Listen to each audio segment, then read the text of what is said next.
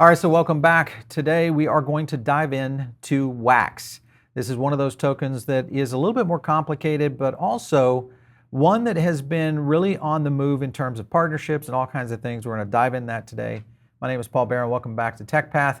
WAXP is how you might know this token out there on the exchanges. It's also one of those projects that continues to be in the news.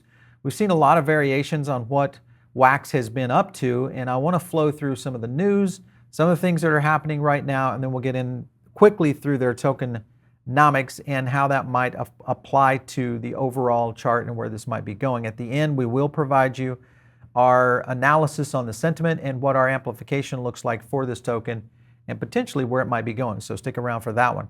Just before we get started, I want to jump into our sponsor today, and that is Masterworks. Masterworks is a very unique product out there that essentially is building tokenization of blue chip paintings or contemporary art. And if you look at what they are trying to do, contemporary art market appreciation comparison to the S&P 500, you can kind of see it right here, 13.6% versus the 9.5% with dividends in comparison. So if you're looking at a potential alternative to tokenized art, and I think a lot of people are looking for that safe haven of value, this is one of those tools in which you can do it. What they do is pretty simple. They go out, they'll basically do the actual art acquisition, they'll tokenize the offering. They've done 80 so far, 250,000 registered signups and over 300 million in securitized paintings. So what they've done is they'll go out, acquire this. You're talking about a masterful team in the art business that has been doing this for years. They'll acquire the art, they'll get it securitized, develop that tokenomics for it, and then they start to sell those securities out to you. And then you get a chance to own a part of a piece of art. Now, many people have not had a chance to invest in art in the past. This really kind of lowers the bar a little bit to where a lot more people can get in and actually invest in these master works of art. Did you like that play? Master works of art. But the cool thing is, go to their website. It's masterworks.io. You'll see a little bit of how it works, how they select the artists. They go through a full-blown research, how they go through the acquisition. They have a full acquisition team that is understanding and building on that. This is what I really like about the solution, is that they hold the art for around 3 to 10 years. And you can either wait until they sell the painting to collect basically your gains at that time, or you can sell your shares on the secondary market. And that's kind of the benefit of using something like this, because they're basically handling all of it for you. They're the marketplace, they're their acquirer. You really just have to go in and make a decision on the kind of art that you want to invest in as now being a collector. So check out masterworks.io. Let's get into it today. I want to jump into our first view of where WAXP is, and that is based on news that was over here on Bitcoinist, and it's really about Amazon. Amazon is obviously you guys know them, biggest retailer in the US and China, and essentially what Amazon is trying to do, and what you've started to see with a lot of these companies like this, is starting to make plays into the cryptocurrency space and also into blockchain in general. Now what they did was, Amazon is now essentially investing into their trading card marketplace called Dibs. This is how WAXE is involved in this, which Dibs is powered by WAXE, the blockchain, and one seeming to continue to have its name alongside trading cards and crypto. A lot of things are happening around that. Prime example of this is Topps, if you have not already started to look at what is happening there with Major League Baseball, which is also powered by WAXE. All of this gets into a model of where they're tokenizing these cards and then offering these fractional trading elements within it. So I think that in itself, and the fact that Amazon is involved in this, starts to really kind of create some very interesting aspects of where WAXE might be. And again, this goes back into the partnerships. And if you look at, just to kind of show you the capacity of what Dibs is doing, they raised 16 million prior to Amazon's investment, namely through 13 million Series A. So when you see that kind of money going in first, then you see Amazon coming in, and they're all looking at the architecture in which this stuff runs on.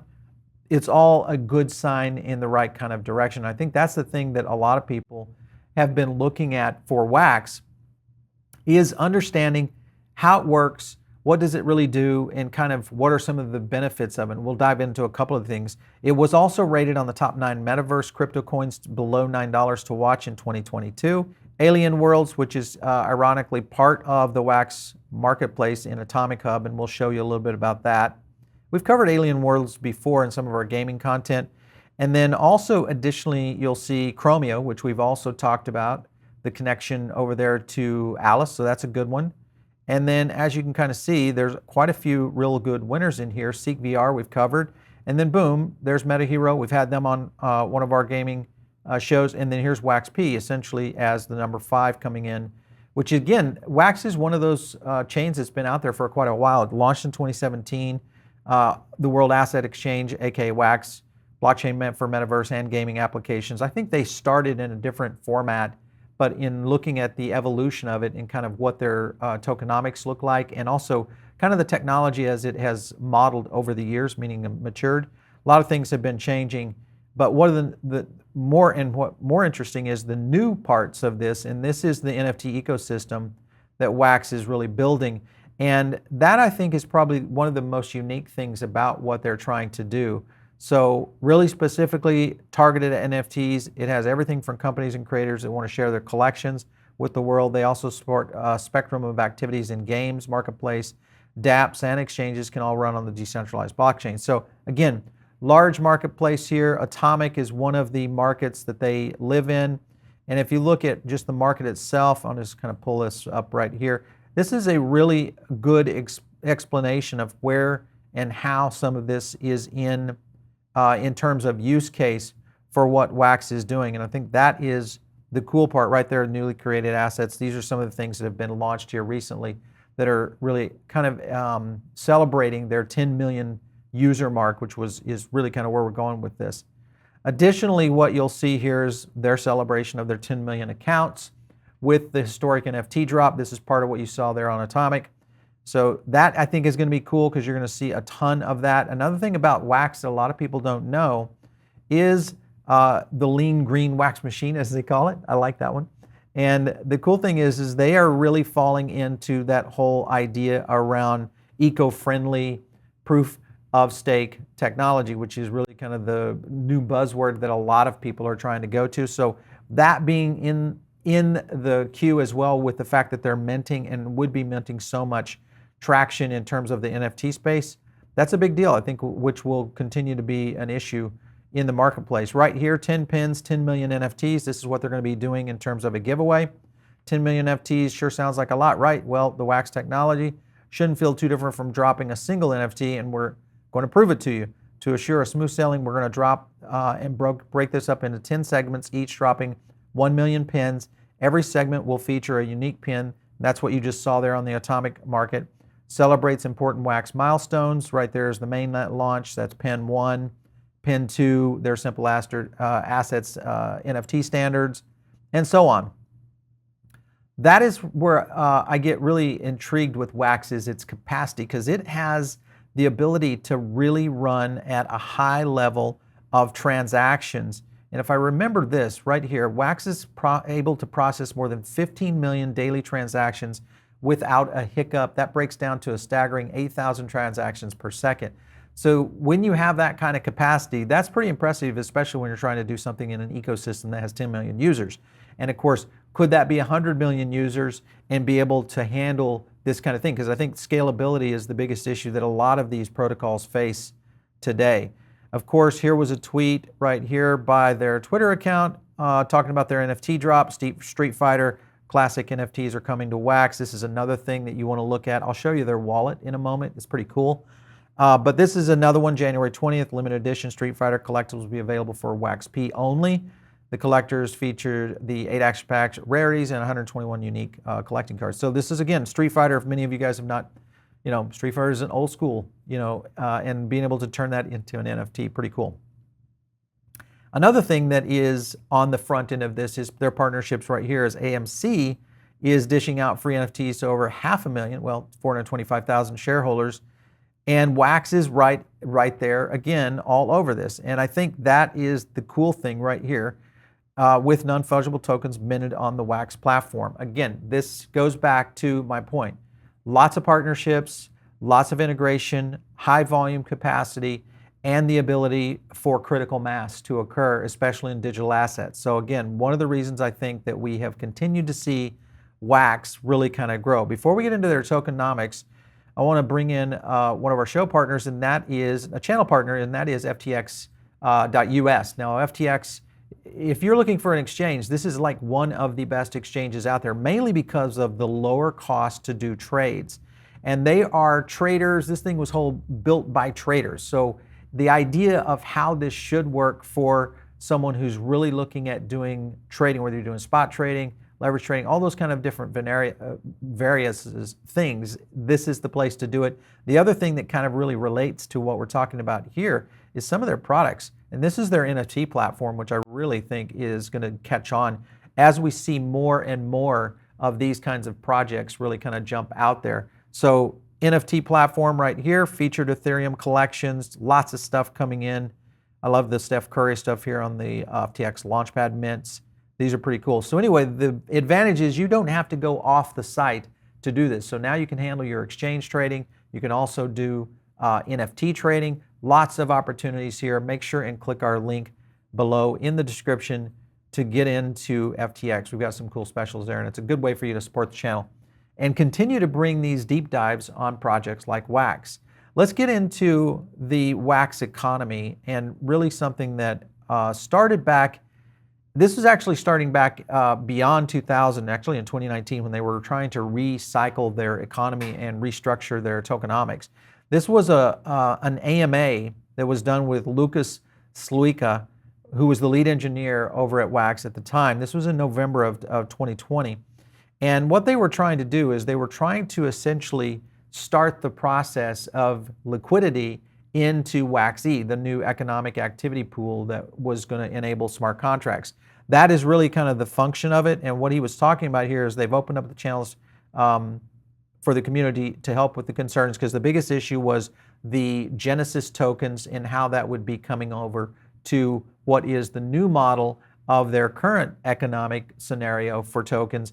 And let me see if I can break that down, because there's a couple of things here that are kind of unique of what they did to fix this. Their WAXE token process flow started with this kind of this 1, 2, 3, 4. You're over here in the WAXE ecosystem, the network fee collection, what you can do over here, of course, with WAXP, and how to move this into the WAXE environment, which is where you're going to be able to burn WAXP, acquire WAXE down here in this step 5, and then eventually stake it out there. So there's a model in place for this to occur. And again, that was one of the big things that really they were trying to overcome in 2019 when they were out there trying to redo this. And I found an article that went into this whole process of the deflation potential for WAXE.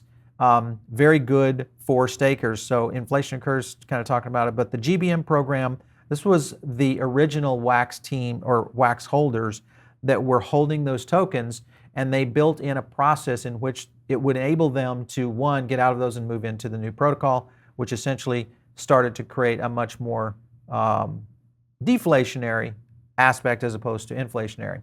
The other thing that they've got is this new wallet. So if you just go over to wax.wallet.io, you can go right in here. You can sign up for it. It gives you the ability to just plug your WAXE right into the wallet itself and trade within that wallet with NFTs. This is a cloud wallet, so it's very interesting. I like this one over some of the wallets that are built into the browsers and even some of them that are on mobile. This one is kind of interesting, and I've just started playing with this, so I'm really interested in adding some NFTs in here and putting some of my WAXE into this wallet and start trying to utilize it. There are some staking reward features within this. There are also, you can pick up all the news that they're doing, which is a ton of the stuff we just talked about. Retro Rebellion. This is their new drop they've got. WAXE celebrating their 10 million accounts. The historic drop right there. All that good stuff, and then there's even the Street Fighter stuff. But the point is that when you see wallets like this, because most wallets are not like this in terms of the cloud wallet, I think these are the kinds of wallets that could be the wallet of the future, where we'll see a lot more integration other than just, you know, these very benign wallets like you see in exchanges. So that'll be interesting to see how they continue to build on the WAXE cloud wallet. Let's get into the charts real quick, because this is one that I think you guys are waiting for. And I want to move out to where this looked like back here in, yeah, let's pull this one right here. So back here in December 30th was the last, well, we pulled it a couple of times here, but December 30th, we had a sentiment here ranking in at 75.11. 74.09 was very close on the amplification. What's indicated to us at that time, because remember, we pull sentiments in these little scenarios right here where you get these down moves. And one thing about that is when you get a down move that is moving like that, it usually flushes out all of the, let's just say the weaker hands. And what that means is it leaves left over all the people who are really committed to that project. And that's when you can record sentiment accurately. And if you're seeing a good number on the amp and also on the sentiment hanging very tight, or if amplification overperforms, typically these are the kind of moves you're going to see. And that's exactly what our indices showed. So with that being the case, we continued to move over here. Let me I always do that with trying to pull that out. Let me pull that one off there. One of the things that we'll do is we'll continue to track on a project to see if it holds. And what we did here was we pulled sentiment right here on January 10th, 10 days later. Now the difference is that amplification had started to separate.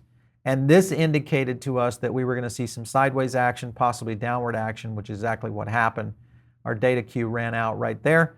But we did see the downward action. We pulled another sentiment, and this is the one we're on right now. And this one, of course, we pulled right here on January 19th, and we're seeing a little bit of an upward trend right here, but our sentiment scale is now, again, very tight again, 74.81 and 73.67. This is where these things get a little tighter, and this is where it starts to identify. Now, this doesn't necessarily mean that we've got a huge uptrend, but it does start to show what we're seeing right now, which is a little bit of movement in WAXE. So this could be an opportunity to get into one of these projects like this. Now remember, when we do these market movers, the concept is really straightforward. It's not investment advice. The idea is this gives you enough research. We also use our own sentiment data to give to you, and you can take that and then go build on this research, find out if this is a project that works for you, and then jump into it. But if you look back here at the chart, you can kind of see where this potentially could go. We could see this thing going upwards of 50 cents and on its way to some very significant runs. Again, all of this will kind of tie into what's happening on Bitcoin, and I just want to look over on Bitcoin right now. This is our current sentiment on Bitcoin. As we can kind of see, we're flowing right in the channel.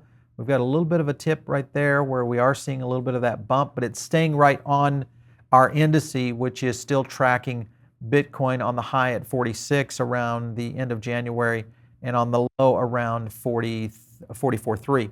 So that's good. We're trading right now at 43.1, so we're still continuing to see some movement here. And I think we are going to see some altcoins that really start to do these kinds of actions, meaning these 10 to 30% moves. If you're a smart trader, I mean, I wouldn't call me a smart trader, but sometimes I hit on those. And it's not really a swing trade. Typically there are 2, 3, maybe even a 30-day trade that I'll do. And I'm winning on a lot of these. There's many tokens that are doing, like for instance, we'll just take Cosmos. Cosmos has been in that kind of scenario. When we first originally mentioned Cosmos, considerably cheaper than what it is now versus what you could be at now if you'd have been looking at our videos back when we were talking about Cosmos's potential. And that was not really that long ago. It was around Thanksgiving. So those are the kind of things that we're trying to identify for you guys, hopefully early enough in these cycles that can enable you to do something in terms of research and kind of taking your own strategies into your own hands and looking at cryptocurrency in some new ways. All right, you're listening in over on the podcast right now. Thanks so much. We appreciate that. This is the #1 place to come, though. It's over here on the YouTube channel. And you're going to get all these charts, but best of all, you're going to get the Diamond Circle. Diamond Circle, we've got a lot of new stuff coming. We have a new course coming, getting ready to drop it. We also have some new stuff coming with the CPI. We've got a new dashboard we're working on. Lots of stuff. But best of all, we do giveaways. We just gave away $1,000 in Cardano this week. We're probably going to do some more this month. So be on the lookout for our live streams. But the only way you get a chance to win those rewards is being in that circle. It's free to you. If you want to hit me up, it's out on Twitter @Paul Barron. We'll catch you next time right here on TechPath.